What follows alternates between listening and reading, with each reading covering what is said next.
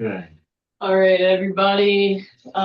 We are recording. Just so everybody knows. All right. Yeah. Okay, so Don't so say far we just anything. have Susan. Okay. Don't say anything. So Uh, we might give it another minute or two, just to see a lot of them are coming in right now.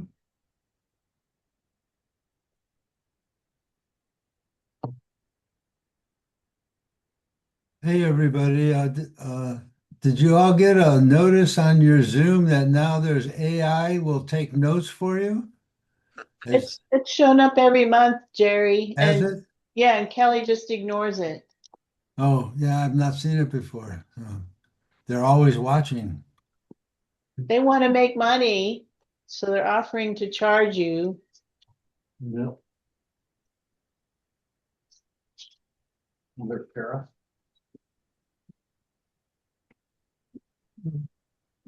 Morning. Hey, Jill. Hey there, how's everyone? Good. And you need to be I got plug a in ice this way. juice. And, uh,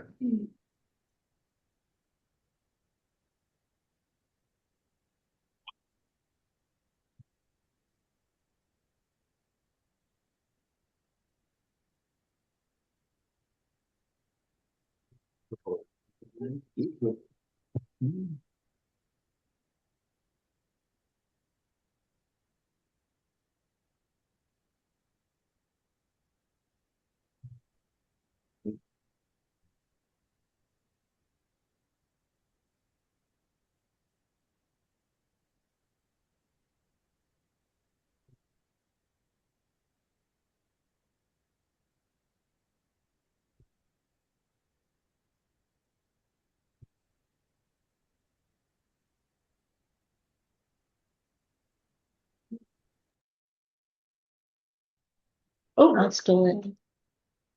you put a string on it for a while.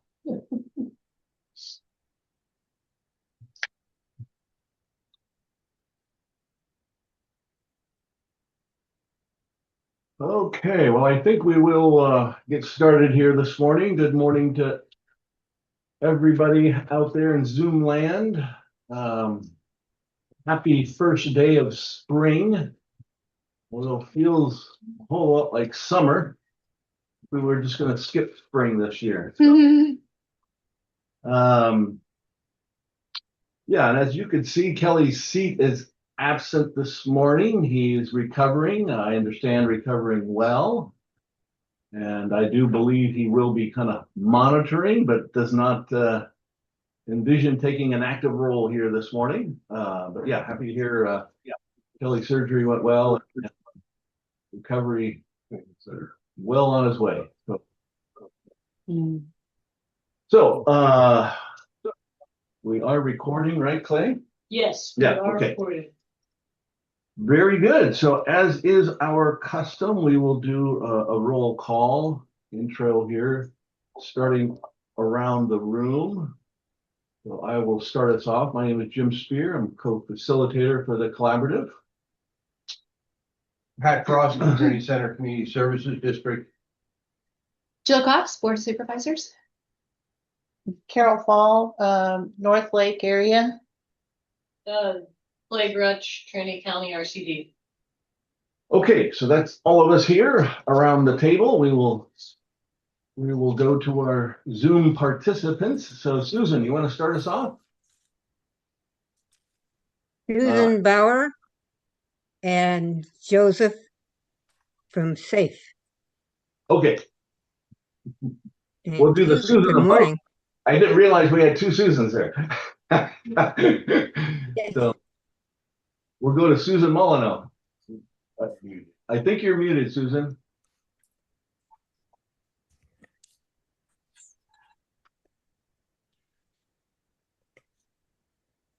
Still muted.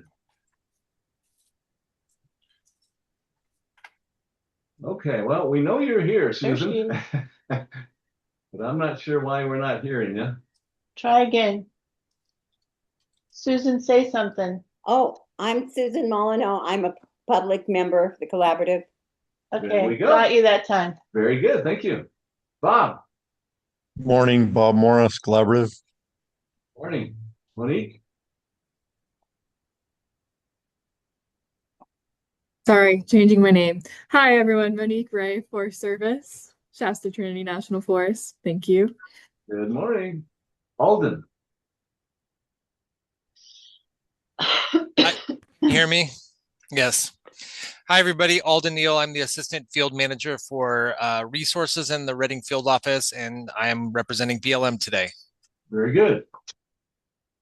Thank you very much, Tara.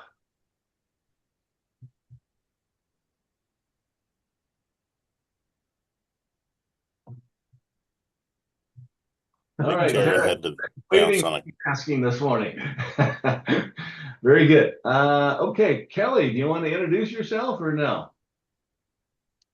Yep, Kelly Sheen, Executive Director, Trinity County Resource Conservation District. My voice is still kind of impacted by the surgery, so I will try not to speak a whole heck of a lot. Sure. But just wanted to sit in and listen in. Great. Well, thanks Good to see everybody. for being here, Kelly, and glad to hear your recovery is going well. Yes, very well so far. Good. Good deal.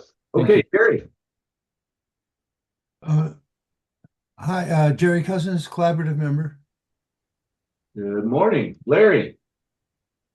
Larry Glass, South Fork Mountain was safe. Good morning, Robert. Yeah, Bob Doucette, with the Shasta Trinity National Forest. Good morning, Thule. Good morning, all. Thule Potts with the Sierra Nevada Conservancy. Good morning, Arnold. I'm here. Can you hear me? We can hear you. Yeah. I'm having trouble with my Zoom, so I'm invisible. And you're invisible, but the audio is working. Very good. That's all we need right there. Yeah. Okay, Xander.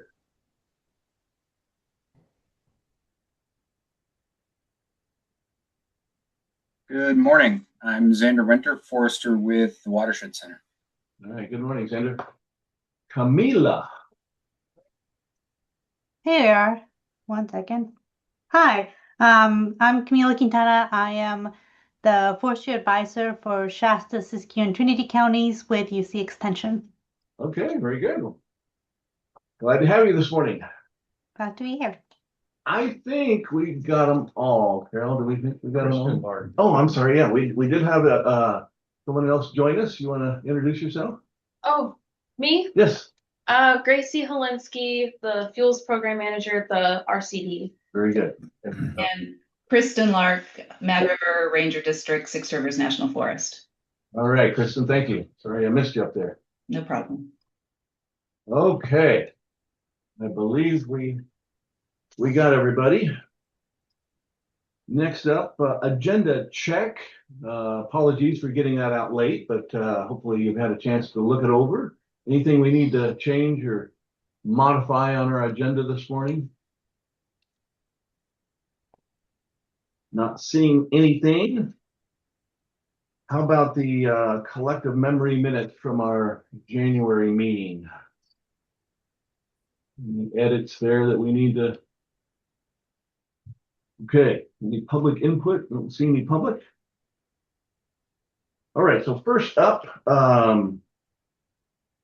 think the only follow-up item that we've got here this morning is regarding the rather lengthy Rainier Road Long Canyon project discussion we had at our meeting in January, and I believe we left it off with a question that Bob Morris presented and to Tara. That was, can a field tour out there occur while litigation is ongoing? And I believe Tara was going to look into that for us. So Tara, do you have an answer for us on that one? Yeah, we can do a field trip out there. I just can't talk about any of the merits of the case or one way or the other. So, but yep, we can do that. Very good. Well, maybe we'll incorporate that into our field tour planning discussion, you know, when we get to that agenda item. That sounds great. And I apologize. If you could bump me ahead of Kristen Sure. for the updates. I've got to be out of here by noon, so that would be great. You bet. We can do that. Actually, by quarter till noon, if that's okay. Yep. Thank you. Okay, Tara, don't go too far. You're up next. Weird. Yeah. So again, as many of you recall, in January, we did have a discussion about the Big Ranch project formal review process, you know, how the collaborative might engage with a more formal review approval process. So again, Tara, maybe you could lead off that discussion, just kind of giving your sense of what you're needing here, what you'd like to see from the collaborative, and maybe seeing Big Ranch as kind of that template, you know, for future collaborative engagement with projects. So we get a little more of a formal kind of on the record position that the collaborative will take on a project by project basis. So. Yeah, that would be great. Thank you for that. So what I realize is we have a lot of really good informal discussions. We do a lot of back and forth. We go out to the woods and a lot of times we're really on the same page. I like to think almost all the time. The only thing what I've noticed though is when it comes down to you know, interpretation of say the white paper, maybe we're not all on the same page, even though because we really don't get into the specifics. So what I propose to do is we are going to put the draft out for Big Ranch between should come out the 8th of June and we'll close on the 22nd. Comment period will close on the 22nd of June. So I think I had put on my calendar like the 16th. Let me check my calendar. I tried to block a whole day out so that we could, yeah, I like from 10 to 1500 have blocked out time that day. I thought I could try to maybe get the office down there at the Rancheria in town, that little conference room, and we could actually just work through it as a group. Because I would rather hear all of the concerns all at one time and have all of you in the room so that we're on the same page. And there's less chance for misunderstanding that way. And then I understand, and I'm new to the other side of the coin here with the collaborative, but I think you guys then decide if you support the project or not, based on, you know, what you know of the project, based on what you've reviewed and where you're at and what you've seen. And then we get some kind of a formal, you know, support for the project or not support. But I'd rather know it ahead of time than after it's out. That's not helpful. That's not help. It's helpful on my part. And it doesn't build the kind of collaboration that's in real time that I think we're trying to achieve. So that's what I would like to see happen. But again, that's just from my perspective. So I'll kick it to the group. Those are the dates though. The document should be out 6/8. And through 6/22, we'll be accepting comments on the draft EA. And I had proposed that I cleared 6/16 on my calendar. And if that's acceptable to the group, I will try to secure a larger meeting room.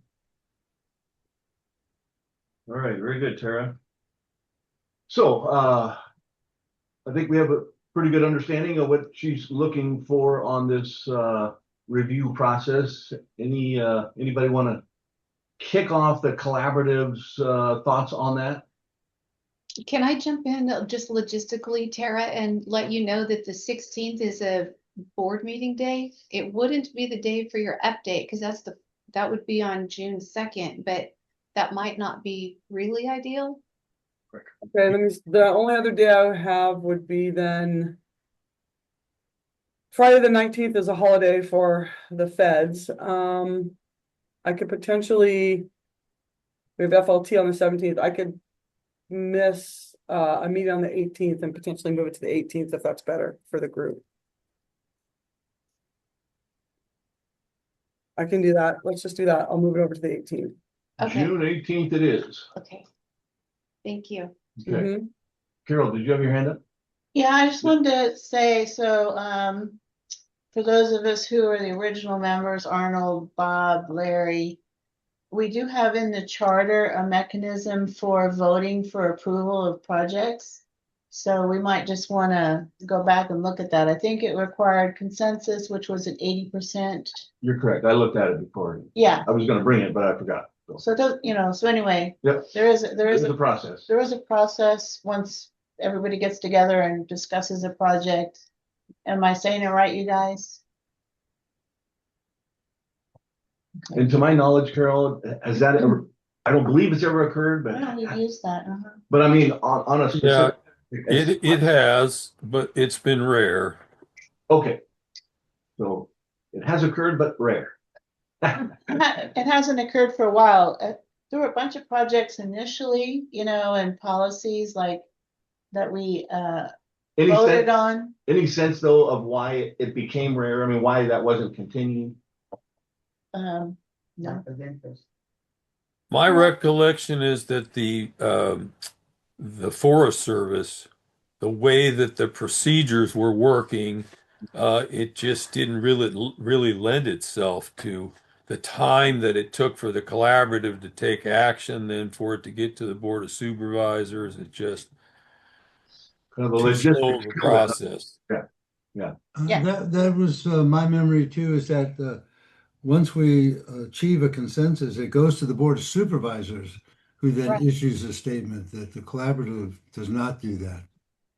So I think Jill has indicated in January that she'd be willing to engage with this process, maybe to help facilitate, Potentially a more. special meeting. Yeah. Yeah. Yeah. So we've got a commitment there. So I have a question on what happens. Let's just say that there was some disagreement on an upcoming project. You utilize your 80% sort of vote, and the vote came out. Let's just say that it came out in support of the project, but there's still conceptually or 20% of the members who do not agree with that view. What then is, or if there what even one exists? Any kind of a commitment. In other words, what does the forest have to walk away with and say in terms of sort of internal security about moving a project forward if that were to be the scenario? Well, the idea of the 80% consensus is that, that the collaborative could then say, 80% of our members agreed we should move forward with whatever project and recommend to the Board of Supervisors that you essentially take the same action. So yeah, we've had votes where people have disagreed. I remember who's going to be on the forestry fuels subcommittee and stuff like that. And it's just And the wilderness bill, that was a big one that. yeah. So there's been ones, but so the Forest Service essentially all they have is they have the collaborative saying yes, the consensus is go forward, and the Board of Supervisors say yes. But it's not a guarantee that the No. forest wouldn't find themselves in a position similar to today. That some subgroup won't choose to. Yeah, never. Right. 'Cause individuals could always Yeah. operate on their own outside of the collaborative, right? Right. It's not the purpose of the collaborative isn't 100% approval. No, it's not, but it does seem like from where we sit today, there seems to be from my seat, there's an appetite to sort of, I don't know, communicate better, agree better, provide more securities and less room for surprises. What's the situation that you're referring to, Joe? Oh, just that we sit today with a project that is being litigated that was a surprise. But the litigation is not from the collaborative. That doesn't really involve us. And I would remind you that there was no airing of this project. There was no vote on it. There was no position from the collaborative. None of that ever happened. we never really got together and talked about it, Right. how to come up with a consensus. Right. That's what I think Tara's trying to cure with this. Correct. process. Yeah. So I'm thinking maybe if we could at least determine if there are any members present today that would be in opposition to this proposal that Tara is pitching, that the collaborative take on a more formal review process and be more on the record. Is there anybody present that doesn't think that's a good idea? Bob's got his hand raised. Bob, go ahead. So not to what you just said, Jim, but more toward what Jill said. And it was the Community Forest Steering Committee, not the collaborative. And it was trying to get an official response from the committee to NEPA on a timber harvest within the community forest. So it's kind of different, but kind of similar. We had consensus, but not unanimous, and the call it dissenting parties submitted, along with our submission, a minority opinion. So there's always that as a process. No, I think what Tara's suggesting makes total sense in the context of after meeting out at Rainier. I can't see anything coming from it until we can have that discussion on the ground at Rainier. So I'm glad that the proposed scheduling is aligning with that. Very good. Appreciate it. And I thought that once the 80% threshold was met, then if there's 20%, they just learn to live with it. The collaborative then approves and moves forward. Sure. Correct. Yes. You'd be on the record as supporting the project. Yeah. Yep. Okay. So I would think, Jill, you might want to be looking at county calendar so that if we know that we're meeting on the 18th, we have 4 days to get to the Board of Supervisors before the draft noticing closes. That's problematic. That doesn't give us much time. So we can accept the comments after the fact, and I'm not, it is a 2-week window trying to get this work done, this field season, get it started. But I'm sure we can work through that, and I can work with you, Jill, to facilitate that.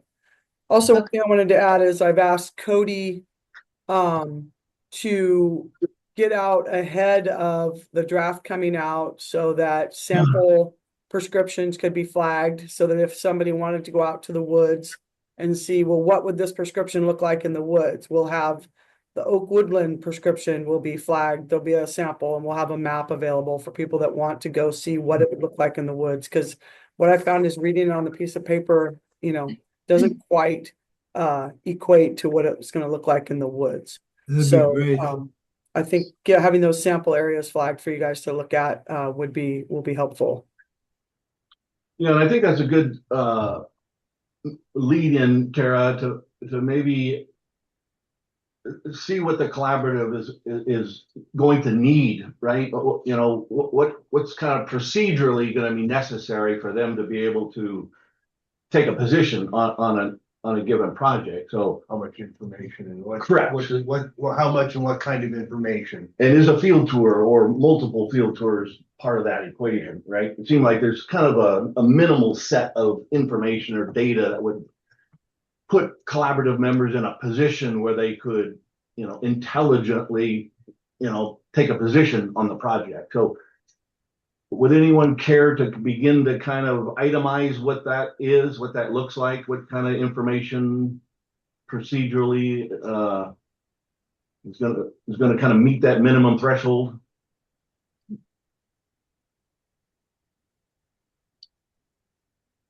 Maybe I didn't pose it correct.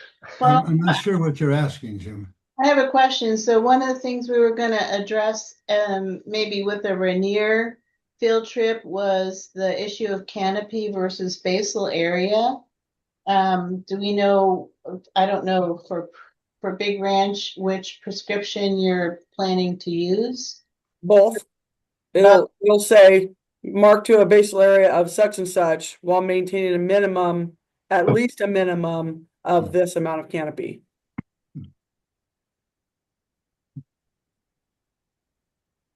So I'll defer to the foresters, because that was one of the things we were going to look at and discuss at Rainier, which matches the white paper. Ask your foresters, yeah. I'm not a forester. So again, I guess I'll circle back, Jerry. It sounds like you were unclear what I was trying to elicit from the collaborative members, right? Is that my understanding? Yes. So let me rephrase the question. I mean, well, as an individual collaborative member, what would it take, for you to be able to endorse a project or not, right? What steps, what level of engagement, what level of information is going to be necessary for you as an individual member to take a position one way or the other on a given project? So let me just throw something out. Is a field trip kind of one of those prerequisites for anybody to look at a sample mark? Correct. Sample mark, I'm just thinking it would be helpful if we at least identify that for Tara, so that she kind of has a sense of, what needs to come out and what procedurally needs to happen before, there's even the question of whether or not the collaborative is in a position, to say yay or nay on a given project. Larry.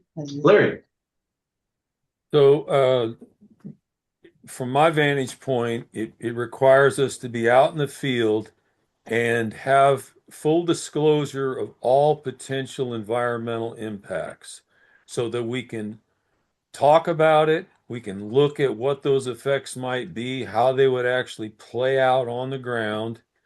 That's pretty essential. That's what's gotten me to the point of saying yes in the past. So I think that's critical. And no sort of leapfrogging like we had this last go around where none of that really actually happened. So that would be helpful. So some type of field review with appropriate information that could help, evaluate what those environmental impacts would be. Exactly. Okay. Anything else? I would add that besides a field trip, maybe pre and post marking, a very close analysis of the project's compatibility with the white paper. I mean, that's the kind of the marching orders for the county, from the county. So who would be best positioned to do that, Jerry? The collaborative. They're the ones who wrote it. I don't think there needs to be a single person. I mean, we go out and we get together and review it and see if it, meets the criteria.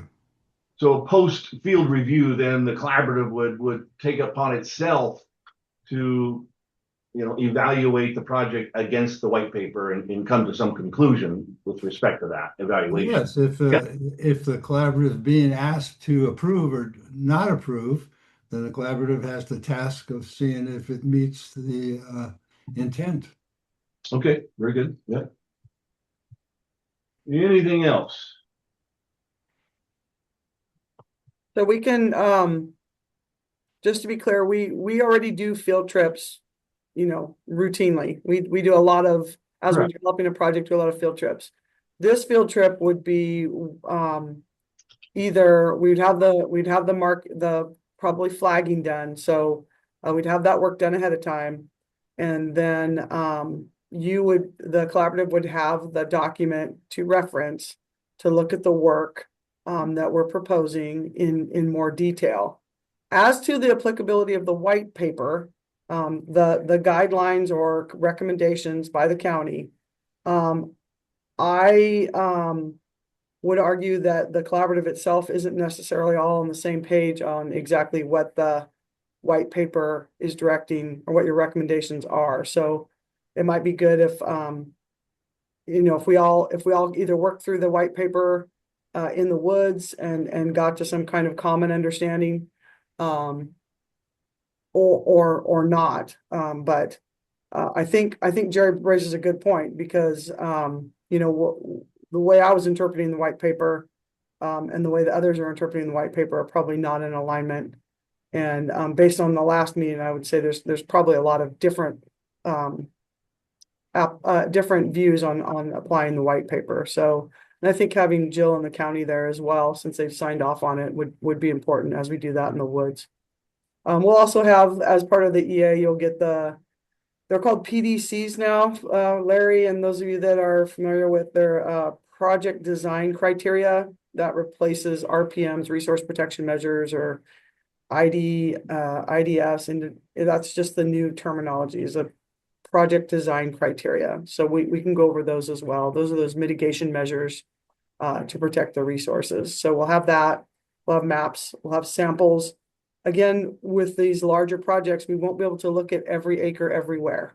That's just not something we'll be able to accomplish. So I also recently made the mistake that if it wasn't an area that was, what's the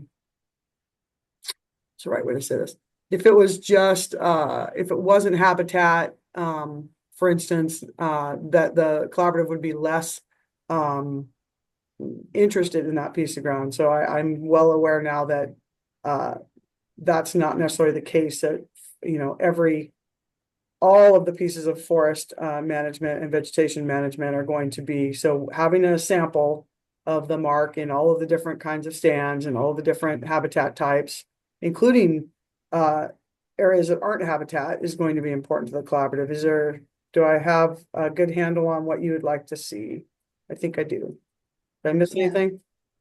Nope, thank you. Okay. So again, a question I guess I'd throw out there. I know we've done several tours, right? Field tours to Big Ranch. Do we see a need to do any more field tours, or is the collaborative satisfied that they've been on the ground and seen enough of that project that, a field tour in advance of this June 18th meeting is not necessary, or is necessary? Well, how would you do it? So you're saying you'd have the sample mark, but people would just go out and look at it on their own versus going on a field tour? Or maybe a tour is needed if the sample mark hasn't occurred currently, correct? Well, the sample mark would be in place when the document comes out for the public, so people can see what it looks like. And I think we're gonna have a public field trip anyway. So we'll have that available for you guys to look at, and I leave it to you whether you want a guided field tour where we can talk about things or not. So I defer to the collaborative on that. Okay, so it sounds like you'd facilitate that to the public at large, and then the collaborative can participate in that. It wouldn't have to be like a separate collaborative field tour. Or I can do a separate collaborative one if that's what it's going to take. Anyone want to chime in on that? I see a hand. Is that Larry? Go ahead, Larry. Yeah, no, I think the more scrutiny ahead of time and the more debate out in the field, the better. That's what's gotten us to yes in the past. So I would recommend that. I think that's good. And I agree with Tara when she said there was discrepancy within the collaborative work group about what some of the terms in the white paper actually mean on the ground. I think it's going to be pretty important for those discussions to take place in the field. So the more time in the field, the better.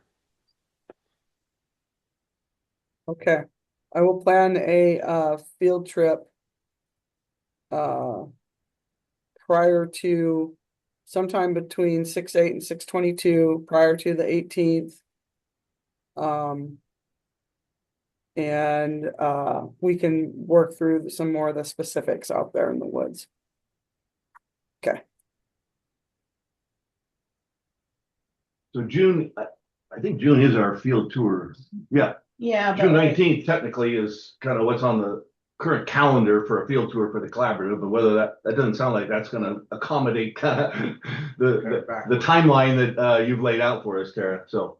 Well, and the 19th is Juneteenth. It's a holiday. Oh, that's a holiday. Yeah. So we'll have to rearrange that anyway. So anyway, you'll come up with a date for us, Tara, on that field review. Okay.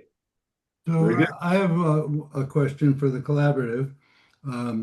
Because there's discrepancies in some of the understanding or interpreting parts of the white paper, would it be valuable for just the collaborative to go out and kind of hash through that so not the whole world sees us making sausage, and then come back in a more unified voice? Sure. I see Bob nodding his head. Anybody in opposition to Jerry's proposal? So what would you propose, Jerry, how to facilitate that? Well, I think once the paperwork comes out, we too get to truth test it on the ground. We too being the collaborative to The see if paperwork we and the agree. sample mark both. Yeah, right. Yes, right. So then when we come back together with Forest Service and the county, we're more unified in our approach. And still there may be dissent, but then when we get to the vote pattern.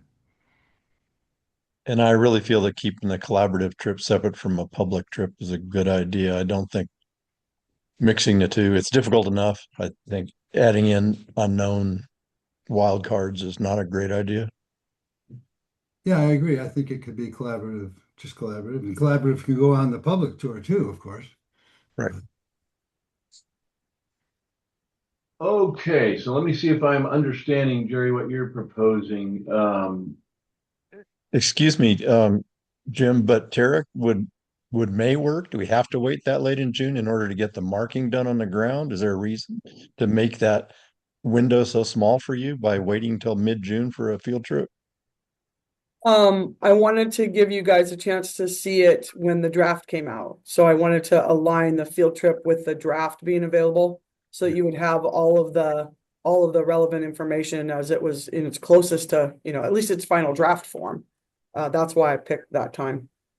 Okay. We can have we can have some sample marks out there, and we can probably have them out there sooner. They're subject to change if anything changes, when the draft comes out. So, I mean, one thought would be to move the normal June field trip from the 19th to the 12th, that Friday. All right. The 12th. Is that graduation for anybody? That's usually sounds like maybe it's the week before. Let me see. I'm actually having a big family gathering that weekend. Oh, sorry, Jerry. Anyway, I was just throwing out a Friday. Doesn't have to be a Friday. Fridays are super problematic for me. So if you want me there to engage with this process, I would love it on something that's, if it's just a normal field trip, that's different. But with this, I would request at least exploring what options outside of a Friday might exist. That's the only one. If the 19th is out and the 12th is out, considering your window goes 8 to 22. Well, we want to do it 8. So you got the third. So if we're close to that week of the 8th, we have a readiness review that we're hosting for AAs across the whole of the North State. So that week is pretty bad for me. Okay. But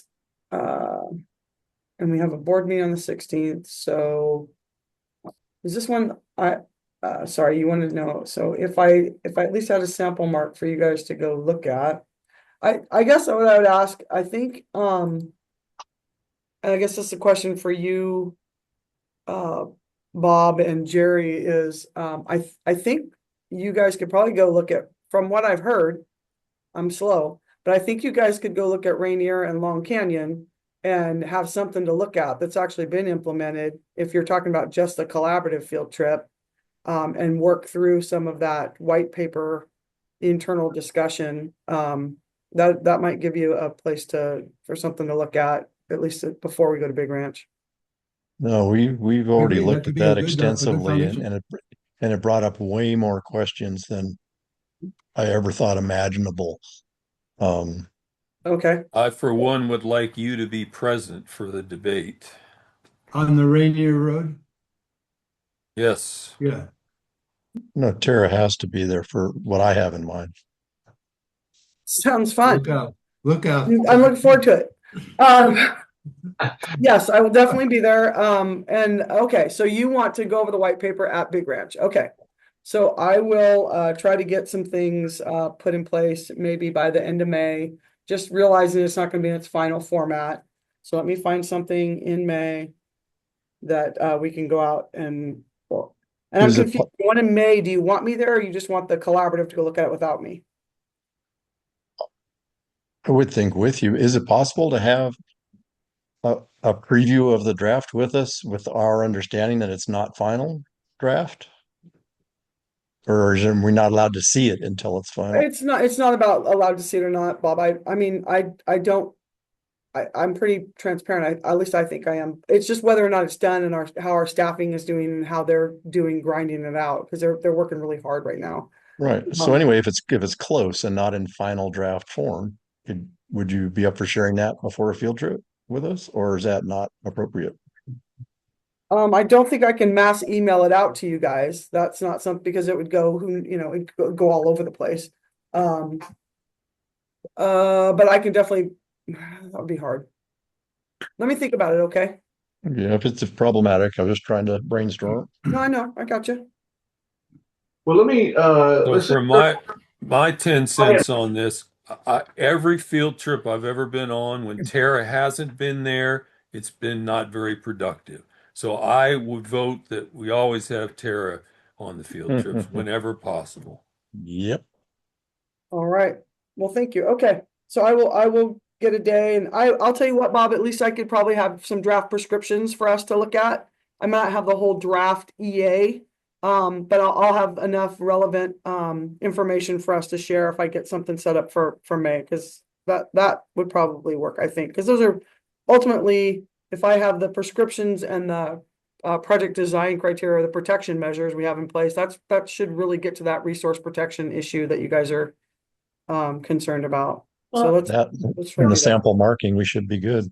Yeah, I mean, it would seem like Cody would need the draft prescriptions to do the sample mark.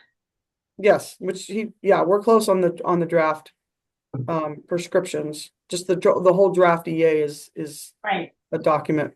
It's heavy. Yeah. Okay. Okay. So Carrie or Tara, you're going to come up with a date and then kind of put that out there for everybody. Is that my understanding?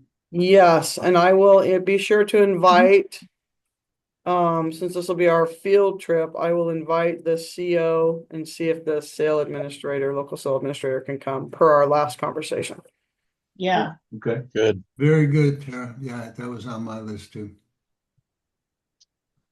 Okay, so I think we got that on Big Ranch nailed down. So Jerry, I just want to circle back to your proposal where you were suggesting maybe the collaborative had some work to do on its own that I assume would not involve Tara, even though it sounds like everybody wants Tara on the field review. So are you still wanting to pursue that, or is that kind of? Well, I didn't have a proposal. I was just putting it out as an idea. It seems to me there's 3 trips to happen. One to Rainier Road with Tara, and I'm suggesting that just the collaborative members go out with a white paper, and maybe it's to Big Ranch after the mark, and just see if we can agree on definitions of things as it applies to a project. And then we go out with Tara, and we are, again, a more unified voice as far as the collaborative making suggestions. But I'm just wondering if people thought that would be worthwhile. Right. So anyone want to chime in on that, on Jerry's pitch there? So again, this would just be a collaborative field visit to maybe work out some differences of opinion on the white paper, is my understanding. So any comments on that? If we're going out into the field to look at a sample mark with the white paper in hand, that seems like that could be productive. Okay, there's a supportive voice there. Anybody else? Yeah, I see a lot of utility in just a strict collaborative group trip. Are we talking about Big Ranch or Rainier trip? Big Ranch. Yeah, Thanks. Originally it was Big Ranch. All right. I think either or Junction City project, we could put a sample mark together for that. I mean, the white paper applies to all of these newer projects. Yeah, So I think Xander's right. I mean, any mark, we can take that white paper and put it up to it. And use that as a discussion amongst collaborative members. yeah, because I think the point of this this collaborative only trip is more to get everybody on the same page on the meaning of the white paper rather than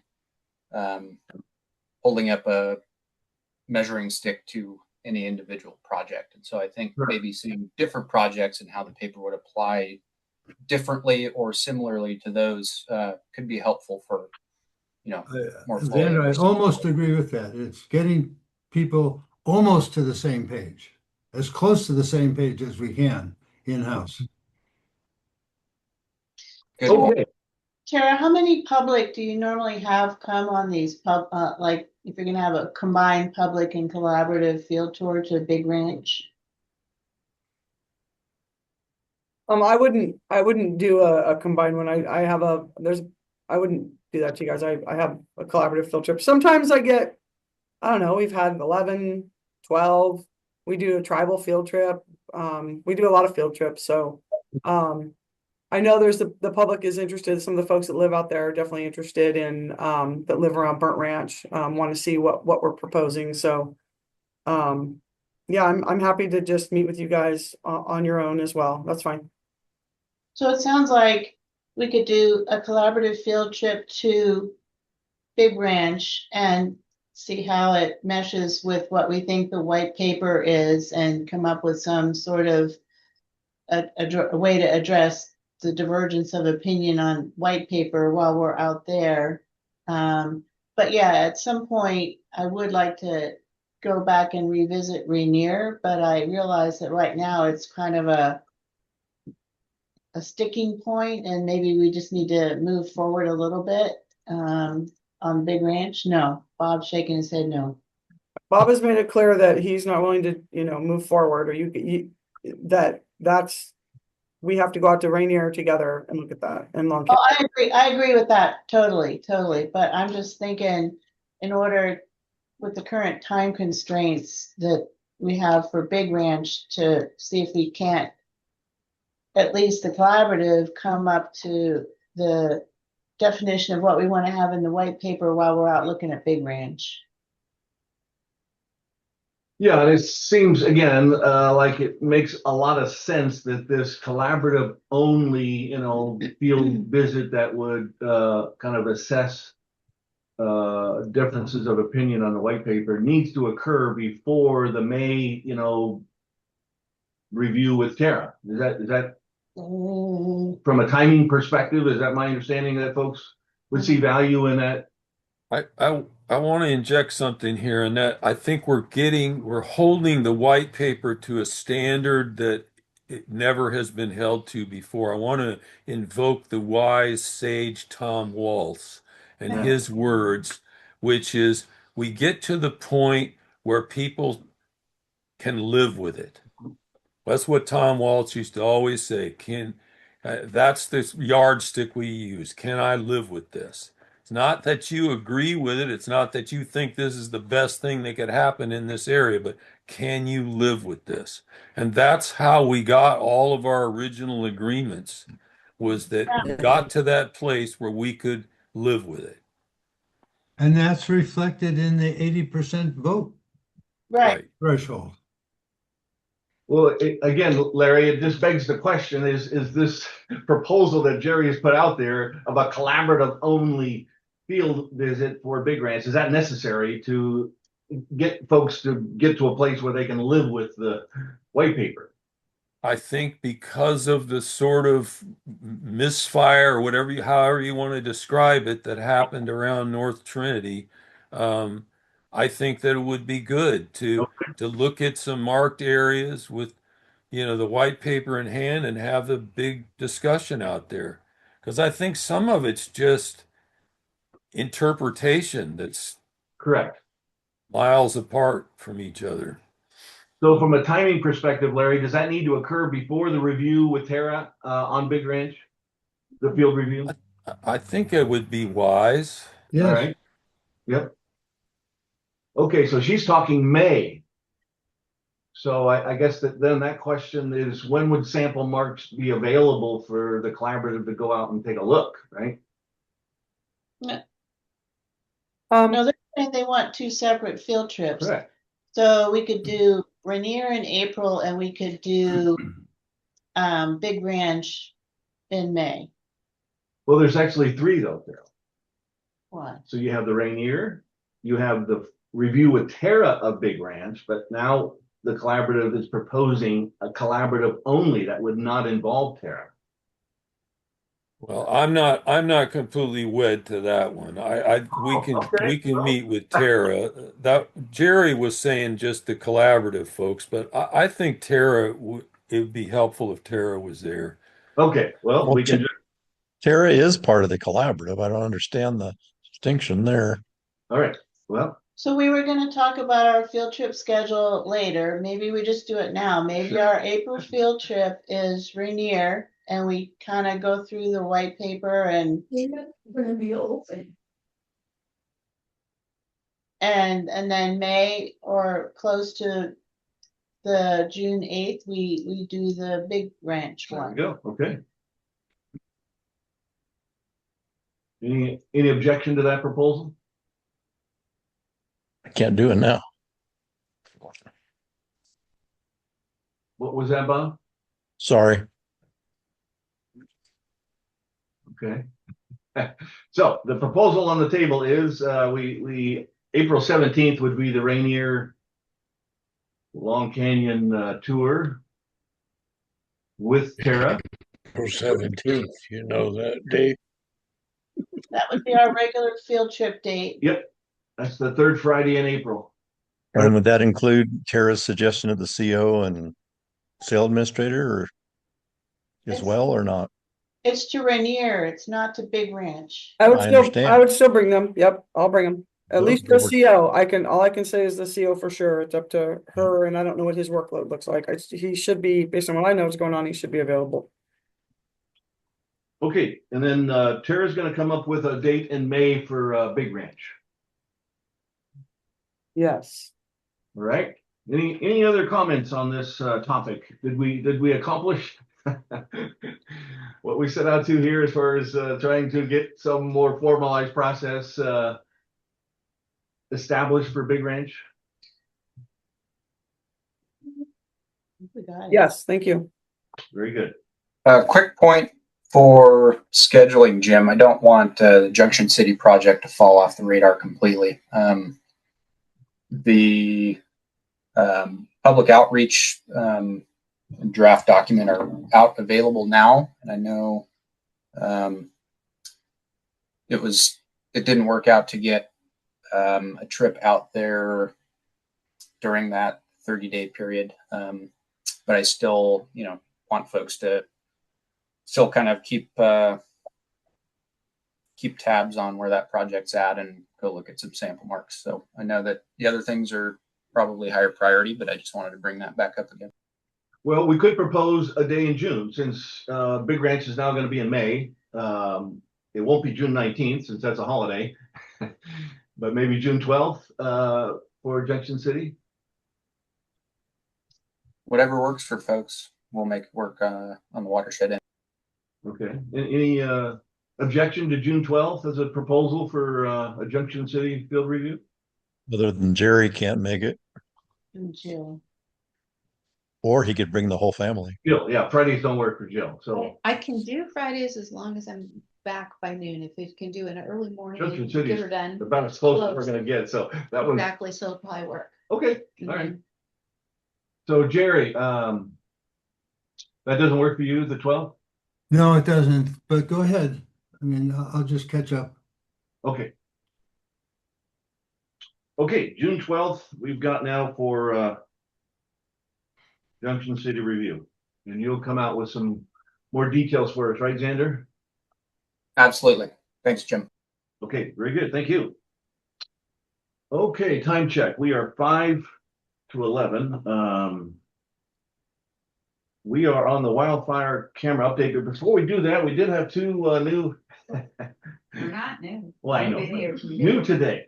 one. New today. So you want to introduce yourself? Going on this whole time Pardon? has Just a few collaborated. minutes. Huh? Just a few minutes. You just want to. No, I don't mean that. I mean, the parts that, I mean, the days that we weren't here. I mean, we dropped off the notification.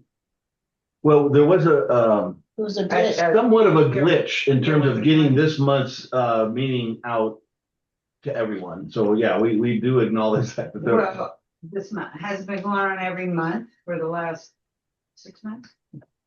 You mean the meetings and such? Yeah. Yeah, oh yeah. Every other month. Every other month, January was our last one. So you're saying you have not been receiving notices? Nope. Ooh, you better talk to the facilitator on this one.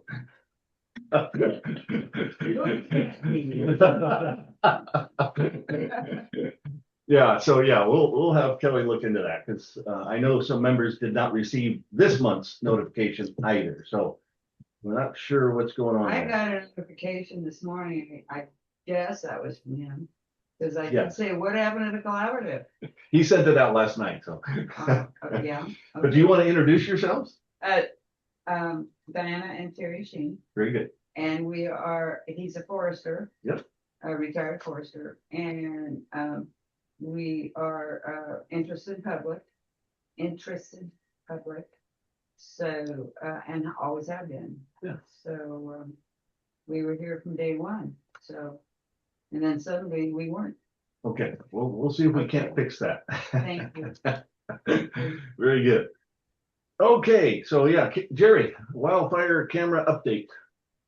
Okay, short one. There's good news and bad news. The good news is that the special use permit process due to retirement in Reading is now being handled by the Weaverville office. Carrie Wicker is taking over those two permits, the Iron Mountain and Bonanza King.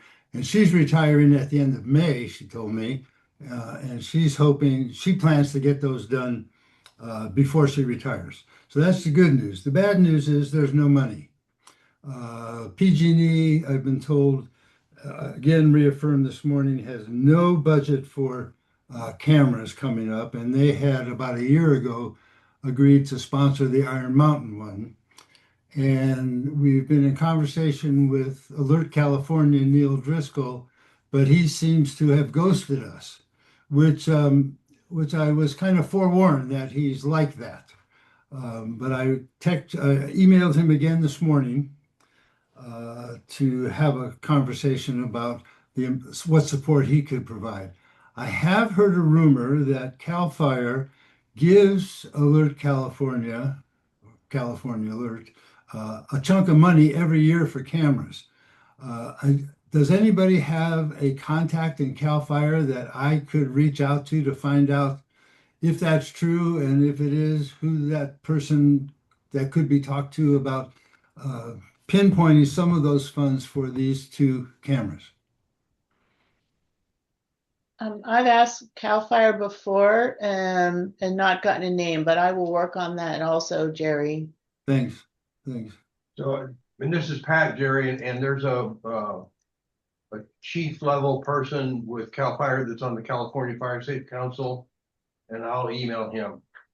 Oh, great. Okay. I've also reached out to Travis. I haven't heard back from him about if he is aware of anything. So, so that's the status of cameras. Very good, Jerry. Thank you. Any questions for Jerry? Okay, up next, Minersville. Tara, I assume that's you? Yep. We have an update? Yep. So we've been making really good progress on the Minersville boat ramp project. It definitely got I don't see, is Marcus on? I don't know if he is. I don't see him, no. Okay. No. As you guys know, Marcus is our project leader for Minersville. The 90% plans have been were submitted yesterday. So that's been making its way forward. I know Carol had a question about being able to park down at the lake. And I think Marcus responded to that inquiry. So we are excited to get to the 90% phase, and that was submitted. Again, as I told you, we talked about last time, the funds have been prioritized as a forest and in the North State for that matter. And so we are, the ID team has been put together so that we can get all of that done and the money obligated prior to the end of the fiscal year. That's our goal. And it is non-negotiable. We will be getting that done before the end of the fiscal year because the money is tied to it. It has to be obligated. Very good. Thank you. Any questions for Tara? All right. BLM, Alden. Tara, go ahead. Oh, sure. If she had to- Tara, would you like to go now? I know you've got to be out before noon, but That would be great if you guys don't mind. sure. Yeah, let's do it. All right.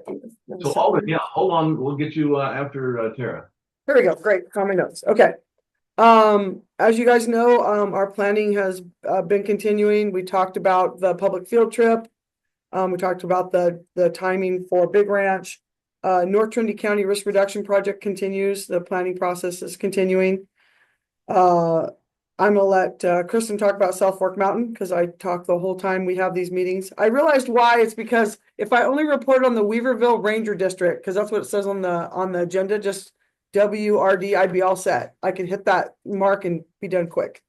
Want to just praise the Watershed Center. They're making good progress on Junction City. I'm excited to see that coming along. And the Trinity County RCD is working closely to develop our Weaverville fuel break. Weaverville fuels reduction around the community in the community forest. WCF Phase 2, we're looking to get that signed hopefully by May. We just had to clean up a little bit of ARC site stuff. There may be some pieces we don't have the rest of our ARC surveys done. And for those of you who've forgotten about WCF, because it's been languishing for a while, it's fuels only treatments, pre-commercial thinning and prescribed fire, but we'd like to get that done. I guess I get to prescribed fire in a minute. Trinity Divide Fuel Break is moving forward with SPI. They're working with our specialists and an environmental consultant to establish the Trinity Divide Fuel Break. It'll be similar to Bowerman.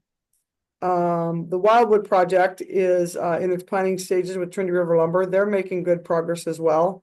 They're working with an environmental consultant to get the planning done for the project out at Wildwood. And they have the white paper firmly in hand. There will be a field trip out there. Those expectations will be followed through, whether it's the Trinity Divide Fuel Break or the Wildwood project. We'll continue to share that those projects with you guys.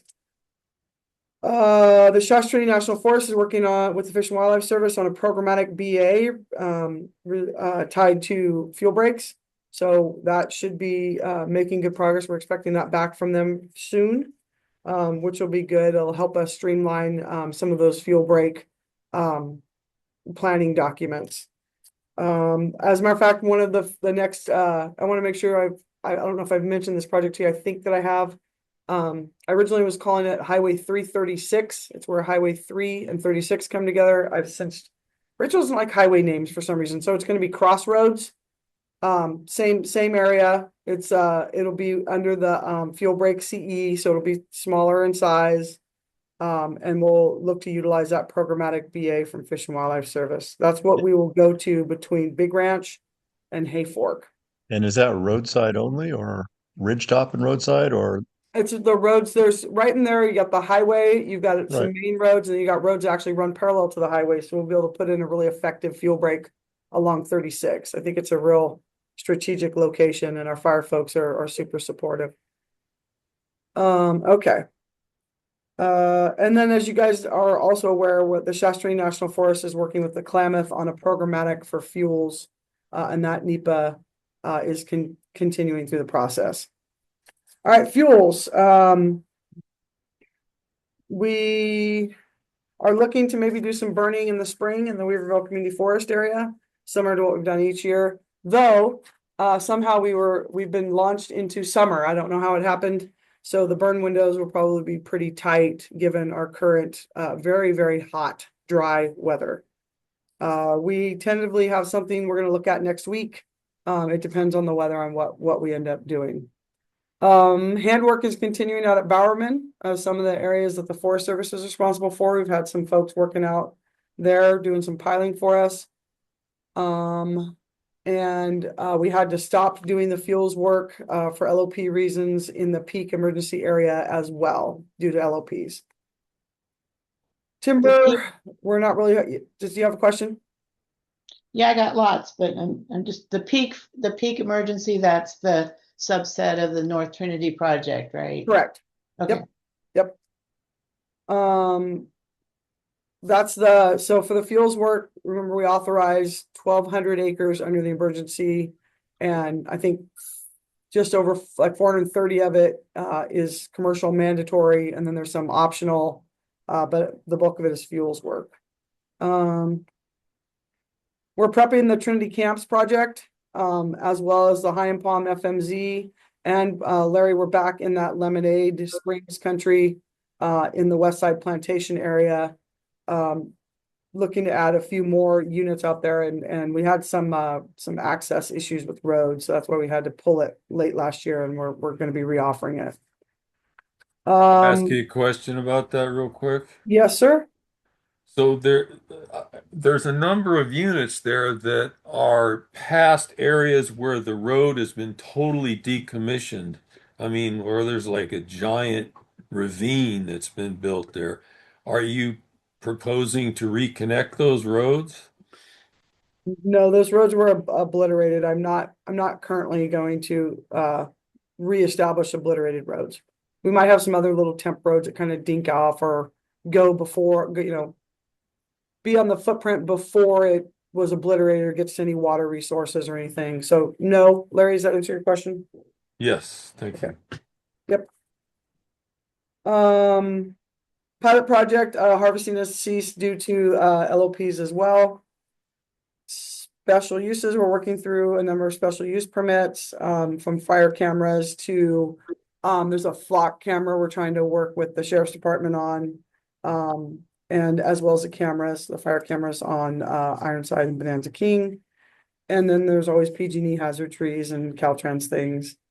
Been working with the Norelmuck, who had a change in their leadership recently, so trying to get that relationship established and working with them. We talked about Minersville. I have good news, but wait, there's good news.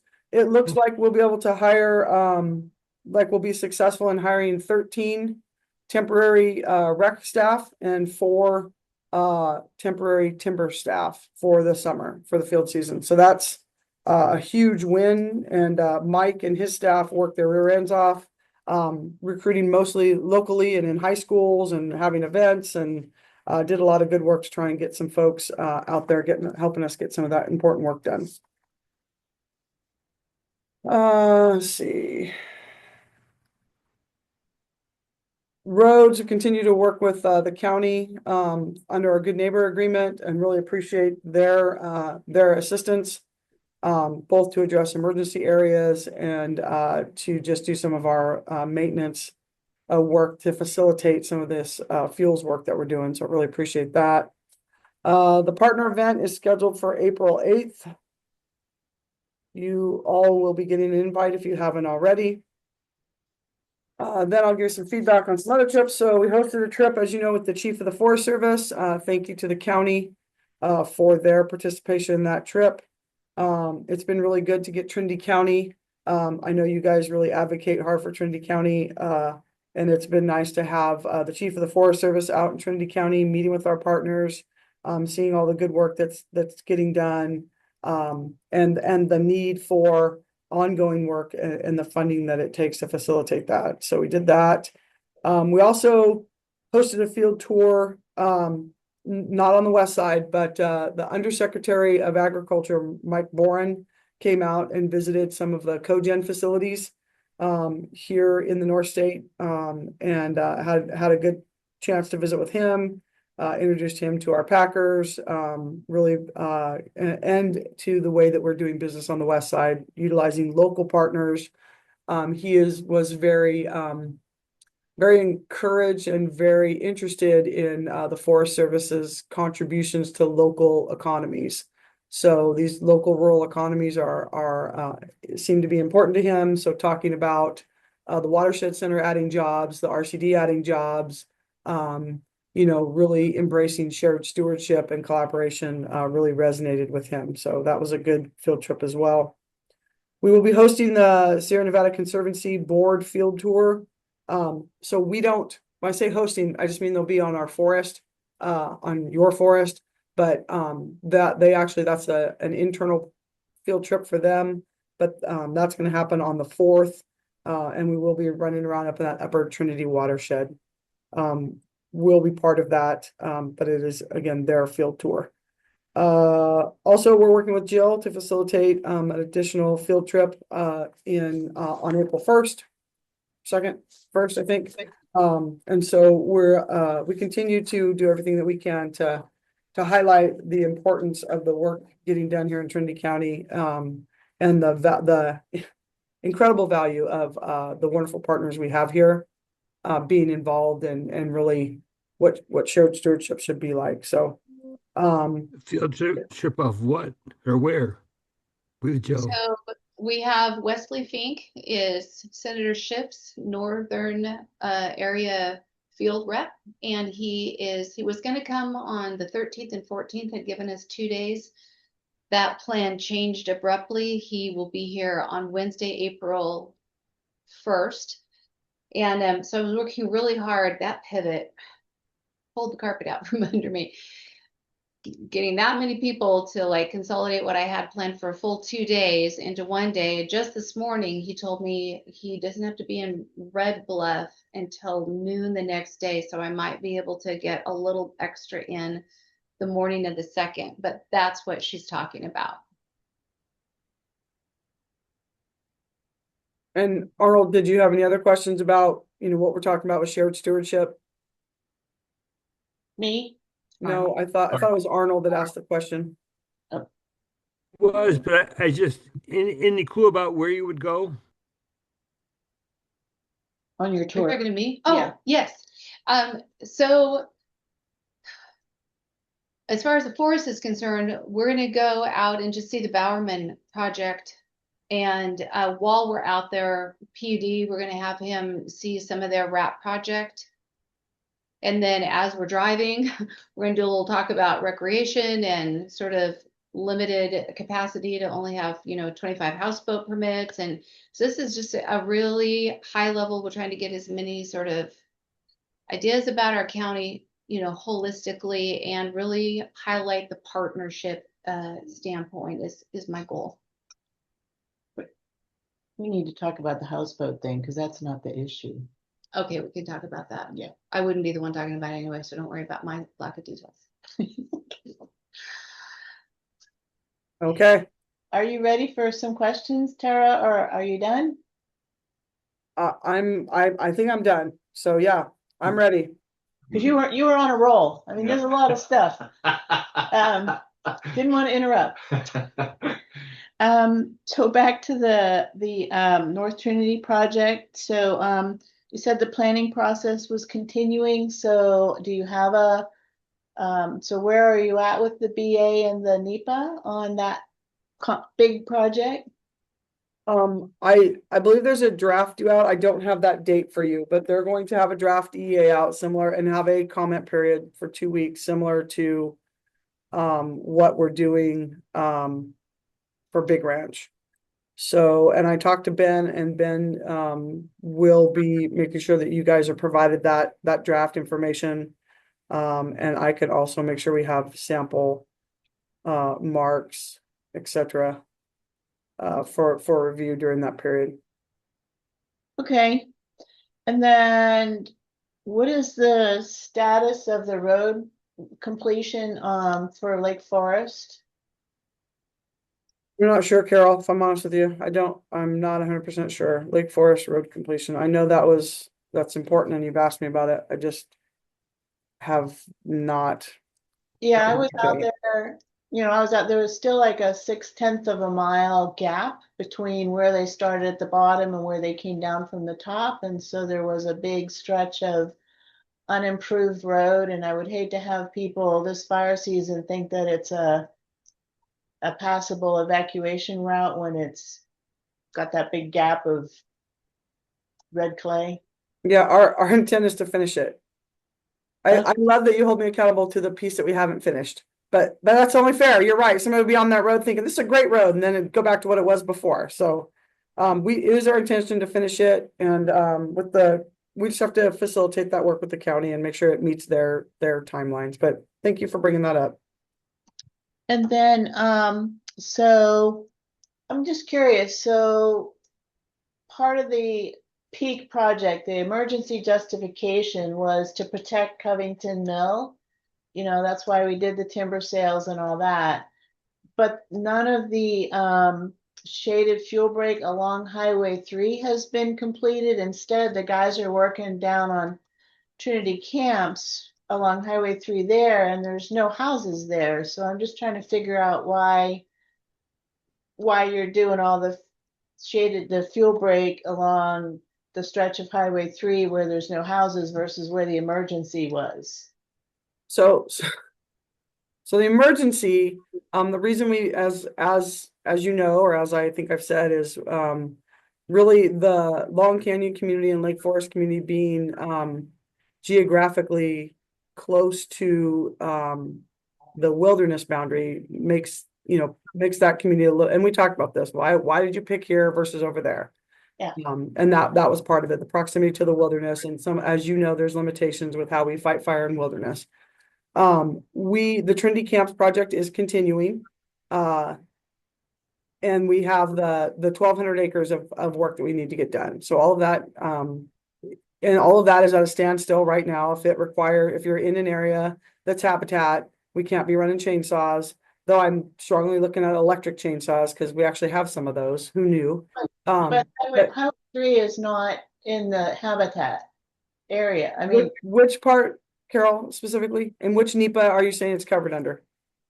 So in the emergency NEPA for the peak fire, there was a shaded fuel break along stretches of Highway 3. Yes. Just down the hill from the timber harvest. Yes. Okay, so that's why I'm saying if there was an emergency that justified the timber harvest plan, why are they not trying to do the shaded fuel break to protect those communities from that fire coming down from the wilderness? So I can't get into a whole lot of this, but we have done some of the fuels work. We are planning.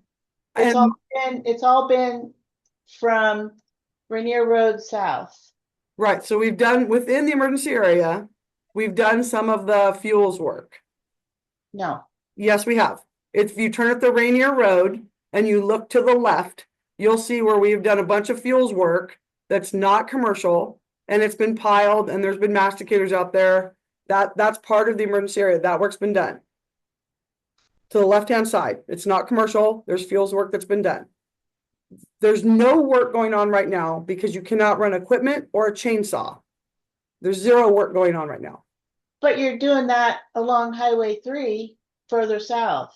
If it's not in habitat, if it's in a different project, so I don't determine where the circles are or what's subject to LOPs or not. I can tell you where we've done work and where we're not doing work in the peak area. We're not doing work out there because it's subject to limited operating periods, noise disturbance. The maps that you guys sent me, those circles for the habitat did not extend to the highway. The circles that you were looking at were probably the cores. Okay. And so the home ranges factor in too. So like there's very little area. Otherwise, if that were the case, we would be up there logging in the areas that weren't in the cores, right? But we're not because it's all subject to LOPs. Am I making sense? you look like you either don't believe me or and it's not making any sense. Trust me, Carol, I asked if there was a place we could go work that wasn't subject to LOPs in the emergency area, and there's not right now. Okay, all right, thank you. I just want to say, Tara, I took a ride up Rainier Road just last week, and that section that they work going up on the left-hand side looks really good. Yeah, All thank you. piles. Yeah. Yep. Are you through, Carol? I have a couple of questions too. Well, that's okay. Go ahead, I'm Jerry. done with this project. Yep. Tara, did the formal consultation with Fish and Wildlife happen? Last meeting you said you had requested one on Big Ranch? Oh, on Big Ranch, yeah, we're working through that. They have, I think, the draft BA is at the SO. For those of you that don't know, and I know he's okay with me saying so, our wildlife biologist lost his wife very unexpectedly. Yeah. And it kind of set us back, obviously. It rocked our whole ranger district. Mark is a wonderful man, and Beth, he and Beth were very close. That you know how it is in a small town. And our staff has definitely been trying to rally around Mark. That delayed some of our wildlife work as it should a bit. So we're still pretty much on track. But it definitely delayed our some of our wildlife analysis getting to the SO for review prior to formal submission. But we are on track. I think our signature date is now, I'd hoped for the end of June, and I think we're at July 20th now for Big Ranch as anticipated. Okay, But thank you for that question. The other one, could you speak to the reorganization in your shop and how that's happening, what's going? So that's an interesting question. So when you say reorganization, what do you mean exactly? Well, Rachel's doing something else. You've moved up. Okay. to backfill You're good, Jerry. Sorry. Because the reorg of the Forest Service is due out anytime. So that's a whole different thing. Oh, yeah, I meant local. No, you're good. So yes, right now, Rachel Berkey is on the detail, 120-day detail as a deputy regional forester. She has fire under her portfolio. We have a detailed forest supervisor down from Oregon, Tracy Zimmerly.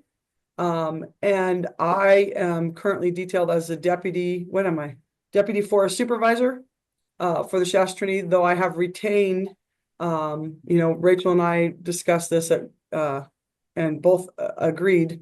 I am retaining the Board of Supervisors, the Big Ranch Project, and the collaborative group. So I will continue to do that. We've outreached for a detailed district ranger behind me. And then also on a permanent basis, we have hired a deputy district ranger, and I apologize he couldn't be on this call today. I'm going to bring him to the board meeting next month. Troy Boudreau is our new deputy district ranger, filling in behind the vacancy that Ben left. You're right. We have lost a few employees. I think you mentioned Carrie Wicker is going to be retiring at the end of May. Also, Sarah Stover, our soils person, has accepted a new position, and so has Allison Stubendick, one of our foresters, and Brant Coleman, one of our special uses folks. So I think we're still feeling some of the ripple effects of a lot of the federal employment uncertainty, but those folks also, most of them are moving closer to family. So I get it, but we're still positioned for success, and our folks are rallying behind our priorities. It will make it challenging to keep all of our projects moving on the timelines that we had previously established, but we'll make adjustments. It's a good question, Jerry. You just rattled me a little bit with the reorg question. Okay. Thanks, Tara. Yep. Any other questions for Tara? Yeah, I have a question. Hey, Tara. Also, I just wanted to say thank you for just being a great district ranger. It seems like you field these questions very well, and you actually know the answers to the questions almost all of the time. So it's just nice having a representative that can answer questions like you do. My question, the question that I had heard rumors last year about uh, the 16 road, the 60 road, and the 47 road potentially getting repaved. Is that still planned, or where's that at? Yes, I think the contract for, I think it's the 16 road contract. All of them will be advertised by the end of the summer. The 16 road, I think, has already been advertised. I think it's that piece has already been advertised. But we secured the funding. It was tied to the monument suppression repair for those. I won't say it's the whole thing, but it's big chunks of that. It was a big road packages. And that work should be started up in as soon as late spring. I mean, it's summer now, but so yes, that work should be starting this summer, and by late summer, probably the other two will be on board and working as well. Great question. All right. That's really a big win for us on the forest. Those roads are really, really important to Trinity County and kind of connect that High and Palm side, as you know, back to the 299 corridor. So looking forward to getting that work started. Great question, and thank you very much for your kind words. Thanks, Joe. Carol. So yeah, one last thing just to pass along from the Recreation Committee. So Cliff was there, which he's doing a great job. We asked him to pursue having the gate at Clark Springs opened and the courtesy docks installed at Clark Springs and Bowerman, because the lake is 90% full. And so right now people can only launch at Trinity Center, or if they go to Minersville, it's just it's a small garage size peninsula of dirt that sticks out. There's no real ramp. You just push your boat off in the mud. So with the beautiful weather and the lake being 90% full, people they're not able to launch at Clark Springs at all, and there's no courtesy dock at Bowerman, and so it'd be wonderful. And I'm sure Cliff is working his way up the chain, but if you could help him by working the way down the chain to get the concessionaire to put in the courtesy docks, that would be wonderful. Because what we were getting complaints that essentially people pay for an annual pass, but they can't use it. Yeah, I'll look into that. I don't know if this is so early in the year. I'm not sure if that permit requires the concessionaire to have it available during certain time frames. But I will look into that, and if we can get them to get that out there, then we'll do that. And I'll make sure we follow up with you. Related to that, we looked at Trinity Center last Saturday, and the parking lot was probably 3/4 full. So on a big weekend, there won't even be places for people to park at Trinity Center, which is the only place you can launch. Okay, then. I'm putting high use. Yeah. Thank you. All right, thank you, Tara. Anything else for Tara before she wraps up? Yeah, my internet kicked me off really quick, but I just wanted to say thanks for the work that your folks are doing on the Pelletrew Ridge Road slide. I'm glad to hear that that's going to get opened up again. Yeah, thank you. That we really appreciate too. The county was really proactive in trying to work with us to plan for some of these. Sometimes it almost feels like it's inevitable, but it's always a piece of ground somewhere. But thank you for that. The road crew and our folks have been working hard on that. So thank you very much, Xander. All right, Tara, anything else before you wrap up. I feel like it's the yes, I have 16 questions I've front loaded for you to ask Kristen. That's what just so I feel better about this. So no, all joking aside, appreciate it's not lost when all these people come to visit that we have a strong collaborative and that together I know we can do the right work and work together to get it done. It is exciting to see things getting done in Trinity County. It's thrilling to see all the white trucks out in the woods and it's even more rewarding to know that they're not all ours. You see the RCD trucks out there, you see the Watershed Centers trucks out there, you see Trinity River Lumber out doing work and just the amount of work that's being done in Trinity County is really impressive. And it's certainly so much more than we could ever do on our own. And I appreciate your time. I'm sorry, it always feels like I'm monopolizing it. Maybe if we just did one ranger district at a time when I present, it would be easier. But I appreciate you guys and I hope you have a wonderful day. Thanks for letting me go a little out of order. You bet. All right. Thank you, Tara. Have a great weekend. Okay, bye. Thanks, Tara. Okay, we are going to circle back to BLM. So Alden, you ready to give us a report? Yeah, I was just going to thank Tara for a little bit of time, but she jumped off very quickly. So, so I'll keep it kind of quick. On a nice note, our calendars and planners are out. So if you guys are down in Reading and you want a calendar or planner, stop in the office. Bob, did you get yours?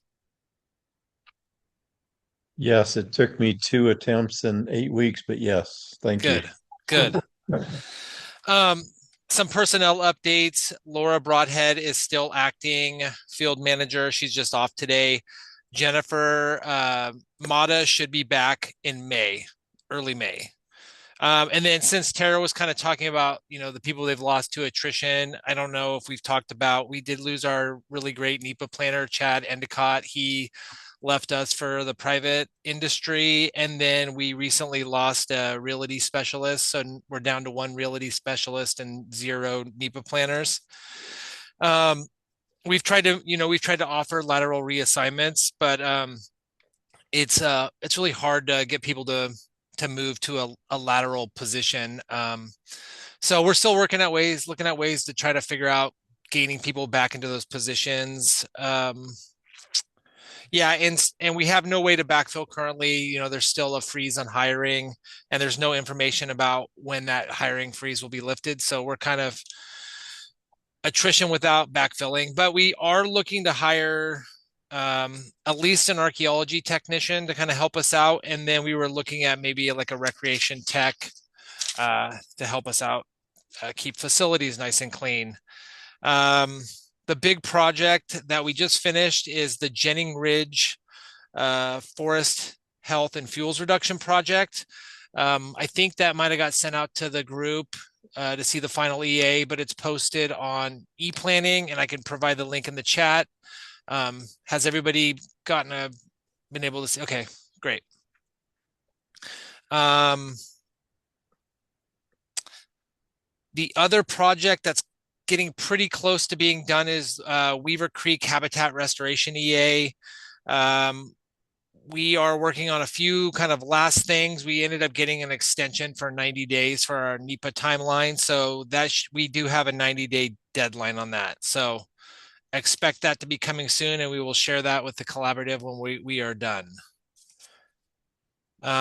Any questions or comments on those two before we move on to fuels? Okay, so fuels work, the Weaverville Community Protection Project continues to advance. We're about halfway done with the 128 acres of hand cut and piling. It was actually a really great year for pile burning. We were able to complete almost 600 acres of piles were burned. And so we kind of switched over to doing mastication in the short term because we had just so many piles. So a lot of our work down here in Shasta County, we kind of switched over to doing mastication just because we couldn't keep up with the piles. But getting 600 acres done in Trinity County alone is pretty phenomenal. So a lot of those projects that we were working on for a couple of years now, like Oregon Mountain, Weaverville Community Protection, Steiner Flat, Reading, Indian Creek, Little Browns Creek. So that's a pretty good one. We're pretty happy with that. Our next big timber sale project that we're going to be putting out is Steel Bridge, and it will have a fuels work component on Poker Bar Road. We're looking at probably doing that as some kind of stewardship contract, I would think. And I guess we should probably look at maybe doing a field trip out to Steel Bridge at a certain point if people are interested in seeing what we're thinking out there. That's it for me. All right, Alden, thank you. Any questions for Alden? Sure, I guess I've got one, Alden. So all the talk about BLM lands within Trinity County outside of the community forest going to some type of stewardship agreement with RCD, has Yes. that transpired? We are very far along in that process. It hasn't like been officially done yet, but I am currently working on it right now. And do you propose some type of a steering committee like the Weaverville Community Forest has, or not? Or how do you envision that structure, or not? I don't think we've thought about it like that. We're thinking that as the stewardship is kind of like the stewardship agreement, which we already had with Trinity County RCD for the Weaverville Community Forest. We kind of just thought of it as an extension of that, and just to kind of help us work outside of the community forest. Probably a few projects a year, maybe some fuels work, maybe some admin work, maybe some road work. But I wouldn't think all of our work would go through that stewardship agreement, if that makes sense. Like, not all of our work will funnel through the stewardship agreement. It'll be more of an extension of developing more projects in the county. Okay. Xander. Yeah. One second. Figure out my camera. Thanks for being on, Alden. Through the course of our third-party NEPA planning for the Forest Service and the Junction City Risk Reduction Project, through the public outreach, we got some comments back. I guess most pertinent to you were requests for areas to add to our project area that are actually BLM managed. And so I will send you those comments just so that you kind of have an understanding. I'm not sure where your kind of the SWIFT programmatic fuel stuff is at for Junction City. But I'll send you those. And yeah, I already have them. I already have them. We've already reached out to the neighbors that are interested in us adding them into a project. Yeah, I didn't want to really mention the Helena one too much because we're kind of a year or two out on that project, but we are getting some steam on working on some stuff out in Helena too, some fuel breaks and maybe some forest health treatments off of that road above the Helena Cemetery out there.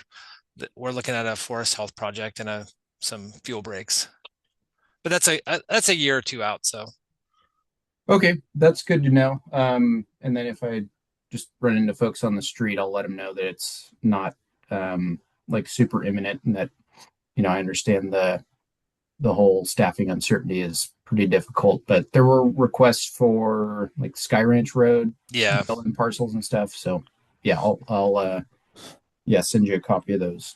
Are you guys including anything in Sky Ranch area? There is no Forest Service managed land on that road. Okay. All right, Alden, anything else? Nope. That's it. I'm glad Tara went first. Okay, well, thank you, Alden, very much for your report. Okay, up next, Kristen. Been very patient. Okay, yeah, it's been a rousing meeting. Yeah. Yeah. Okay. So I'm going to start out with a little, just some personnel stuff and then move into the project. So we also were successful for the district in hiring 2 1039s for recreation. Across the forest, we had 12 positions approved for us to hire. And so we filled all those. The majority of them are in recreation. There were 2, I believe, that were in timber, one at Orleans and then one for the supervisor's office. So I was the approving official for that effort for the forest. And so I participated, and it looks like we got some good candidates. So happy to be able to have that opportunity to hire some temps for the summer. Additionally, Ted is back as our forest supervisor from his detail as a deputy regional forester, in case you guys hadn't heard that. So Kathy Allen has returned to her position as the district ranger up in Gasky. So as usual, Ted is busy. He was already off on some meeting in Idaho this week. So, I expect that we have him back and engaged, but he's a pretty busy guy with other things. All right. So then we, for fire hire, so we were actually pretty successful this time, more so than we've been. And in part, it has been a duty station change. We're finding that if we allow people to have a duty station on the coast in Eureka, that has helped us with hiring those positions. So we were successful at Mad River in hiring a wage grade 10 dozer operator. So we will have another dozer operator to help out Jay with our equipment. And we also have a swamper, a wage grade 8 we were able to hire. So that helps fill out our heavy equipment module there. And we filled our firefighter positions, entry-level firefighters, hired a patrol, and one overhead engine captain position. That one's still pending, but it looks like it's going to go. So I should be fully staffed this year, all 3 engines. That's been a challenge in the past year. So we're happy about that. We will be continuing our partnerships with both Southern Trinity VFD and Kenton Palm Xenia, filling in on those days that we have extended staffing. Southern Trinity Volunteer, I'm going to be signing a permit for them to place their radio repeater equipment co-located with the Forest Service equipment on Grizzly Peak. So that should help with coverage on the south end of the district, and we're moving out on that. So that'll be really good to have that. YCC, I was hoping to have a YCC this year, but I have not been able to secure any funding. I have a funding request in to convert some KB dollars to K2 dollars for that, but I'm not sure that I'm going to get that approval in time. In the past, the Watershed Center has helped us with that under agreement, but we've exhausted those funds, and so we might have to skip a year and go back to having YCC next year. So program that's near and dear to my heart, so I'm kind of bummed about that, but that we may still be able to pull it out in the last minute. Okay, then moving on to projects. So South Fork Mountain, we should be coming out pretty soon with a comment period for that. We had some work to do with Fish and Wildlife Service, and we were successful in getting the BA finalized and signed, and the letter of concurrence coming out. So in the Arcata office, there's a new level 1 on the Fish and Wildlife side. He's been there working behind John Hunter the past couple of years, but now this last year he's moved up into that position after John retired. So there's been some growing pains there, and just sort of coming to getting on the same page with the Forest Service. And then I also have a new wildlife biologist he's been getting close to a year now, but he's doing really great. He came from research, super smart guy, and has really helped move along that process. So that was successful. The specialists are finishing up their analysis for the project.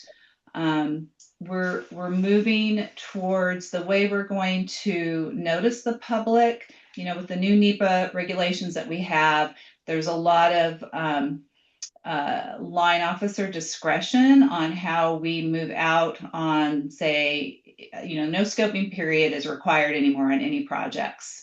So what does that look like? Collaboration, what is comment? Where do you need to have a comment period or not? For South Fork Mountain, because we are moving forward with a project-specific plan amendment to allow mechanical logging on slopes up to 50% on about 200 acres of the project, that does require to have a comment period. So that's why we're having a comment period for that project. And what we're going to be doing to notice that is, the SOPA has gone away. The Schedule of Proposed Actions is no longer around. So quarterly, we are planning on publishing a listing of all the projects across the forest to our regular mailing lists. Often we'd have specific mailing lists for different projects, but this we still will have some focus mailing lists, but we'll have more of all the projects going out to more people because you'll see the whole list. So the planners that we have are working on finalizing what that will look like. And then once we get that finalized, then that'll get mailed out, and that'll trigger the comment period for South Fork Mountain on that. Also on that list will be the Bucktail Vegetation Management Project. There is a portion of that in Trinity County. The majority of it is in Humboldt County. As you guys probably know, the Forest Service lost the use of Category 6 CE, and so we have pivoted to the 47D category, which you have to get approval to use that category. There's a requirement for collaboration, and there is a upper acre limit of 2,800 acres. Most of my projects very easy to stay under that 2,800 acres. That's kind of in that right sizing for my ID team and my staff size. And for the collaborative process, I'll include you guys too, the collaborative here, but it's given me an opportunity to develop some relationships with Humboldt County, in particular the Van Dusen Watershed Fire Safe Council. I attended one of their meetings and presented the project, and the Humboldt County RCD, I have some contacts there. So I'm just starting to build that collaborative effort on the Humboldt County side for this particular project. So there'll be an opportunity to participate and comment on that project as well. It's in the Buck Mountain area, very similar to what we did on Rat Tail. So those are the two projects right now that are under analysis. We triggered the ID team for Bucktail, and we have about 1,200 acres of commercial harvest, mostly thinning and plantations on that project, and about 800 acres, maybe a little bit more, of fuels treatment, which is primarily roadside buffers, ridge tops, some area-based, focused around some oak woodlands, and tied to those pod boundaries to a certain extent. So I'm waiting for the finalized layer for the fuels treatments for that. Then we're working on some out-year projects after Bucktail. Well, really concurrently, we're working on it. We have a project called Robber's Roost, which now we're going back down into the southern part of the district in an area near Ketton Palm, where the August complex did not actually come into that area, or parts of it were moderate severity in the fire. So we're looking to re-enter in that area as well. And so my foresters are working on pulling those units together for that. Then let's see, I wanted to mention going into fuels. We did sign our programmatic prescribed fire for pile burn plan. So we got that signed and have reworked it. We accomplished not as much as BLM, but probably about 65 acres of pile burning. Slowly working our way through the Lasix piles and some on Mad Ridge. We're a little bit slower than the other districts on the forest, and now with, as Tara mentioned, we're out of prescription now with the heat that's come through. So we've paused any prescribed fire at the moment. For mechanical, the Watershed Center has been working on the Mad Ridge fuel break, and our premier, that's what I like to call it, poster child for fuel breaks, the Mad Ridge fuel break, been working through on that. And then just a couple other things. So Trinity River Lumber, we had a meeting yesterday. So the Corral Creek Master Stewardship Agreement, Tara mentioned their Wildwood project. That's under that Master Stewardship Agreement. They are interested in having a project on the Six Rivers as well. And so we met with them yesterday and discussed some opportunities. It looks like what we're going to work on developing is a project around Denny that is actually on both the Shasta Trinity and the Six Rivers. That is not my district, so that's Nolan Colgrove's district. So they're gonna start in that area. So they'll probably, this is just brand new discussions on where we could go. So you'll probably be hearing more about that as time goes on. For my district, potentially some plantations in the 8 Mile Ridge area. We're looking to develop that as a treatment area anyhow, which would complement the South Fork Mountain project as well. But these are still conceptual stuff right there. And then I guess lastly, I almost forgot. Reforestation. So our other big accomplishment is that we planted 533 acres in the Upper Mad watershed in the August fire footprint, about 75,000 trees. And we did that with the help of the Watershed Center. They had the contract for the tree planters. So they got that work done in a little under about a week and a half or so. So that was the end of the reforestation that we had planned in the upper watershed. So we were happy to have really good conditions, good soil moistures, and the trees looked really good. So hopefully they take hold and make it through the summer. And then the forest had a reply due on Wednesday for our funding request for this fiscal year. So we'll see what funding we get, what shakes out. It's a competitive process across all the forests. And so, I don't think we'll get everything that we asked for. Owl surveys are very expensive. The work is very expensive. So we'll see. Another thing that came out with that process, the grants and agreements process, which we all lean very heavily on to get our work done, is that there's an added review process that proposals need to go through, agreements need to go through first for IT. And it's adding about 8 weeks to the life cycle of the already long life cycle of getting agreements, cost share participating agreements through the process. So we're aware of that, and we're going to start getting stuff in the portal as soon as possible.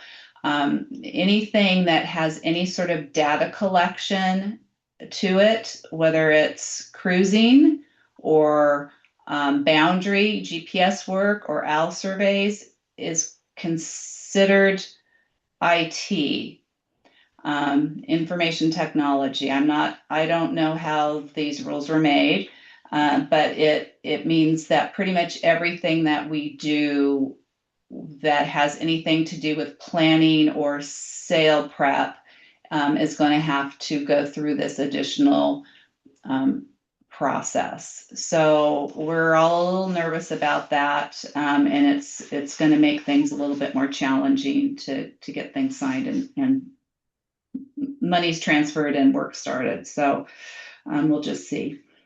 So looking down my list here, I think I hit everything except I was going to mention just real quick range. We do have grazing allotments and range on the forest.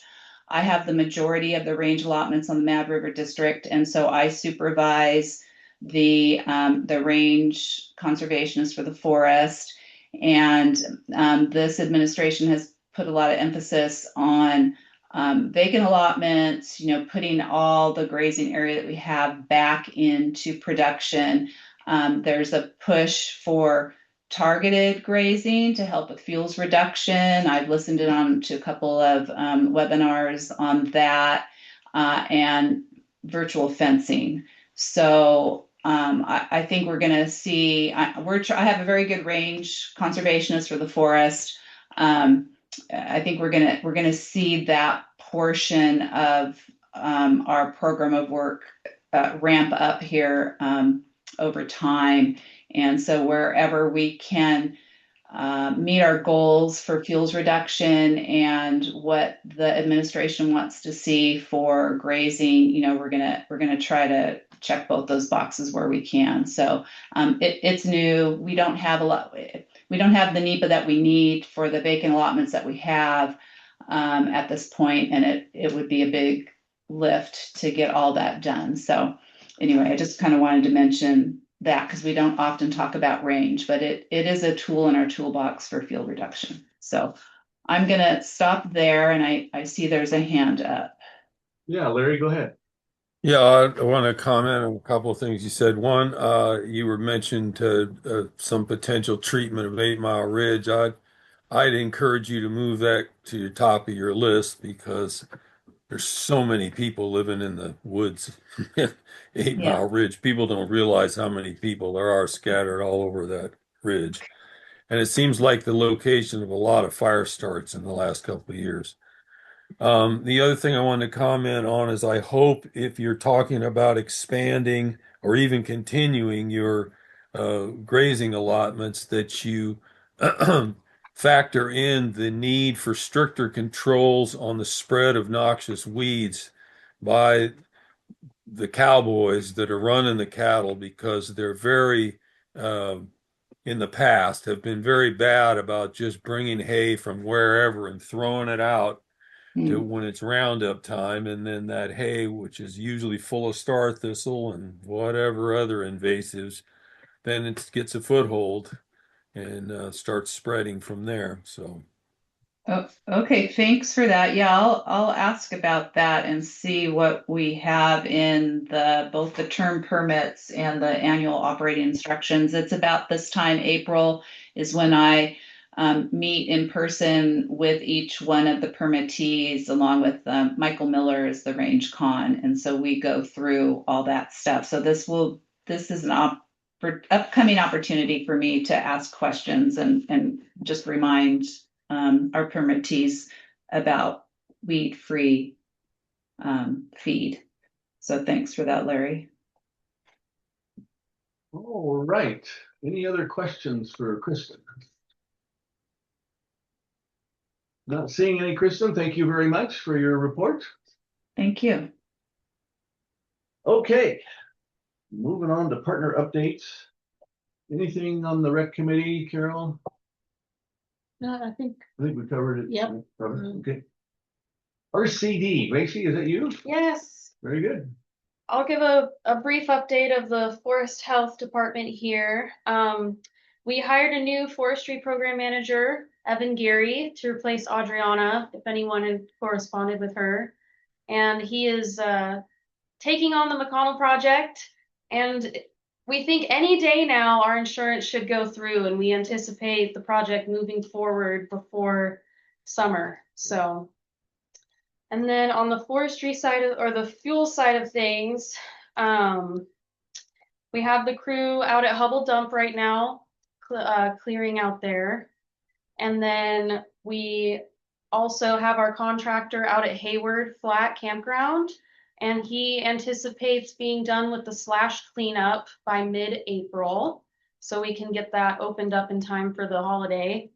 And then we also just signed a contract to do some fuels reduction along the Lake Forest Drive and Lower Lakeview Drive roads. There's a private parcel up there, about 47 acres of a fuel break, kind of on the ridge and then a little bit along the roadsides. So which two roads again? It is Lake Forest Drive and Lower Lakeview Drive. And we're not hitting the entire road. It's just what kind of intersects on his property. Yeah. Cool. And that is, oh, one more thing. We are also planning on treating the Parks Trinity fuel break that is way up north along the IP road. And so that's where we're kind of moving some of our acreage to from our CAL FIRE grant up there. Do you happen to know if the road's open or if that snowbank is still there? The IP road is passable right now. The whole way over? Only to the county line. We're only treating within Trinity County. So, okay. Yeah. Carol, I've heard that the snowbank is still there over past the trailhead. Yeah, that north slope there. Yeah, that big one. Because our search and rescue guys every year, they get called out for people who get stuck. Yeah. So, okay, thanks. All right, thank you, Gracie. Anything else? That's it. Any questions for Gracie? That's it for the RCD? Yes. Okay. Not seeing any questions. All right, thanks. Xander, you got something for the Watershed Center for us? Yeah, I think so. Briefly, we are plugging along with the Junction City project planning. The public outreach should just have wrapped up. We got a good amount of local folks commenting on the project, which was great. Kind of simultaneously, similar to what we did with Bowerman, we're starting to look at planning an implementation project at the same time as we're doing the NEPA planning, so that we'll be able to hopefully hit the ground running with implementation once the NEPA is signed.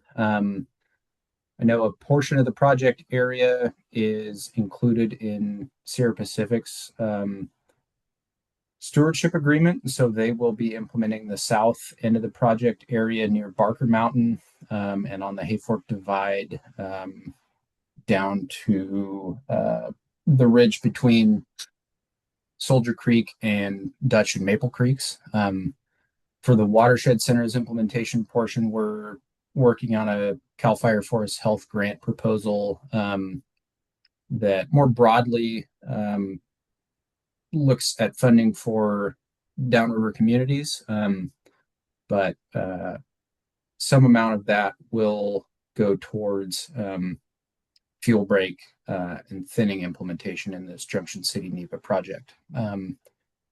We already have funding to do some implementation on the private federal property interface really near to the community. And so we're excited to be able to get that started pretty quickly too after the signature happens. Outside of Junction City, we're looking to do community wildfire defense grant and forest health implementation in Hyampom in areas that we got compliance under the VTP. Right now we're facing some limited operating periods for both spotted owl and western pond turtle. So once those LOPs lift, we'll be able to get to work down there. I believe we are helping the BLM with some planning for I think all of the parcels that they manage in the Hayfork Valley. So our staff's working to help plan some fuels treatments for those areas in Hayfork. Bowerman, I just heard, is no longer enjoined under the Category 6 NEPA lawsuit. So I believe the timber sale there and more fuel break work will be able to continue this year. What else? We've got, I think our saw crews are coming back on around the beginning of April. Same timeline with forestry technicians. And I think a lot of their work this summer is going to be in the Big Ranch project footprint. Outside of that, I think that's most recent or notable updates from forestry and fuels. Do folks have any questions? Any questions for Xander? I do. So, Right, go. Xander, I'm a little confused.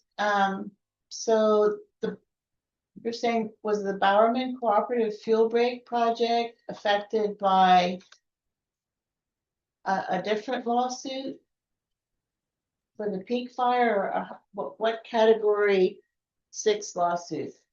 I believe it stemmed from some projects in Oregon, but the Category 6, I think, was challenged just kind of across the board. But I could answer that if you, okay.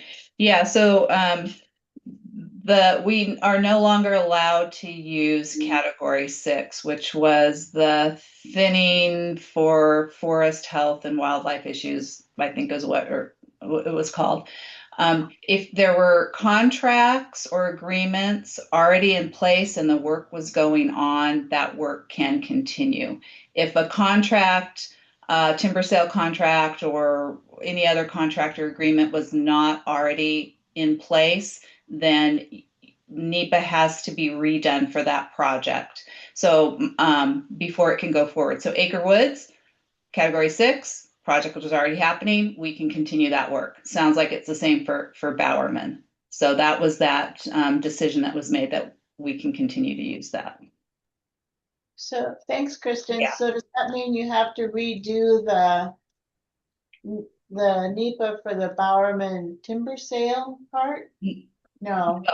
No, because it was already under contract and going forward, so that NEPA can stay in place and the contract can stay in place. But if there was this is why I'm not using Category 6 for bucktail, and I have moved to that 47D because we've just started. We've just started the planning for that project. So if the project was already signed, contract was awarded, or an agreement was awarded and the work had started, then it can continue and no new NEPA has to be done on that project. So last time we talked about Bowerman, you guys were going to have to go back out and mark more trees. So am I understanding correctly then that was done and there was a contract for the timber sale at Bowerman? I assume that's for Xander. Yeah. No, to my understanding, the timber sale hasn't been advertised yet. And I'm not sure what the status of any marking the Forest Service is doing is looking like out there. I do know that timber sale was held up while they were determining in court what the ramifications of this Cat 6 challenge was going to be, though. Okay, so basically, the Forest Service still needs to advertise the timber sale for Bowerman, right? That's my understanding, yes. Okay, all right, great, thank you. Jerry. Kristen, is there an acre limit on Category 6, or Xander, do you know that? There was no acre limit on Category 6, which is one of the reasons why it was got challenged, was abused. was Is what I'm abused. going to say. Yeah. So there is a acre limit on 47D, which is at 2,800 acres. 28. Okay. Yeah. Thanks. All right. Any other questions for Kristen? Thanks, Kristen, for the clarification. Thank you very much, Kristen, for your report. Okay, up next, I don't believe we have Fish and Wildlife with us today. Thule had to jump off, so she's not able to give a report there, but I think we can report that. I got a note there. Yeah. Yeah. So looking forward to having the SNC board and staff in Trinity County in June 3rd and 4th, and very grateful for partners for helping host Tara and staff, Watershed Center, RCD, and others. But one thing that was reported at the rec committee last week is that the proposal for the Upper Trinity was submitted by the Watershed Center. So yeah, that's in the hopper. In the, what's that? $500,000. $500,000, yeah. And did you recall the timeline on the decision on that, Carol? Is it June? Yes. I can't remember. Anyway. Hey, Jim, this kind of jumps to agenda building, but I think as under partnerships reports, we should include Trinity River lumber. Okay. I mean, Ren's been pretty consistent and sometimes others, but let's give him a chance. Sure. Any objection to that, Ren? No, that's perfectly fine. I'm guessing that it's my turn now to speak. Sure. Go for it. Not till the next meeting, Ren. We have developed an internal, it's called a project initiation letter. It essentially assigns the Forest Service specialists to the project. That's been a long time coming here. So we've developed the draft letter. We'll get that sent over to the Forest Service today to where they can finalize it before our meeting with them next week. We're actually having our first field trip with them to go look at the project area on Wednesday to kind of run over what our preliminary proposed actions are, and which essentially there it's going to be it's similar to a big ranch in the proposed actions as far as FMZs, general forest health thinning outside of the FMZs, prescribed fire, potentially some, I think it's low tech process based restoration within watersheds, like beaver dam analog kind of stuff. We haven't directly identified those riparian and watershed restoration areas, but we definitely want to leave that open. At some point, I'd like to discuss that with the Watershed Center a little bit more about, since that's kind of their, I feel like they have a lot of experience with that, and I'd like to hear what their take is. And then we're moving forward. We're going to start our NSO surveys. Hopefully the 30th of this month. We're meeting with Fish and Wildlife Service to get approval for our call points on Tuesday of next week to have our survey strategy and locations approved. We are moving. We're moving forward as fast as we can. Right now, the project's about 4,500 acres, and we've mostly stayed out of burnt areas. In some areas that we included, like some low to moderate severity burn areas, but most of the high severity burns we're staying out of. We're looking to treat the areas on the west, south, and east sides of Wildwood. Some of it includes the Gimmel Thin, the Gimmel timber sale, which we plan to. Well, we're proposing that'll be a topic of discussion with both the Forest Service and Fish and Wildlife Service. We're proposing re-entry into Gimmel. There's many of the stands there are. You can stand there, and if you didn't see a fresh stump, you would not be able to tell that the stands were thinned. They're, in my opinion, it does not. In most of the Gimmel timber sale, it did not meet anyone's definition of the collaborative white paper. I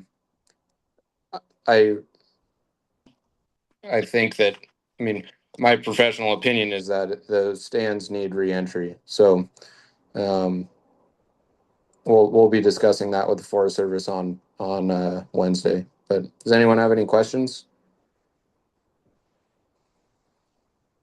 Not seeing any, Red. Thank you very much. Okay, up next here, concluding business, no report from facilitation team. We pretty much hit on our field tour planning earlier, so let me just kind of review what we agreed on. So we've got Rainier Road, Long Canyon project set for April 17th. We've got a to be determined date for May for Big Ranch, which includes Tara. So Tara's going to come up with a date and get that out to us. June 12th, we've got Junction City planned. And then BLM also indicated that they would be open to a steel bridge project review at some point. We don't have a date put on that one yet, but maybe August would be the next tour date. We also, it was suggested, I think in January, that maybe Pilot would be a project we'd like to revisit, since Tara has reported that, you know, a fair amount of that work has been completed. So Pilot's, again, kind of on a pending list, maybe for August or October down the road. That's all I have on tours.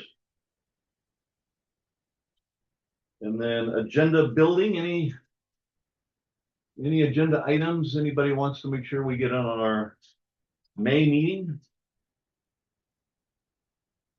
I'm thinking we probably want to have Big Ranch on there, just given the timing, depending on when Tara comes out with this field tour. Our next meeting is May 15th. So whether it's before or after that, we probably should discuss at that meeting if the collaborative in a position to actually vote, you know, on that particular project. So we'll make sure Big Ranch is on there as far as a discussion and potential action items. Anything else on the agenda for next meeting? I think we're ready to adjourn. Everyone's hung in here. Appreciate your patience. Appreciate your participation and contribution to today's meeting. So we are going to call it a wrap. Thank you all very much. Thank you. Have a great weekend. Thank you. Bye-bye. Enjoy this beautiful summer weather we're having. Do you know what Evan's email address is going to be?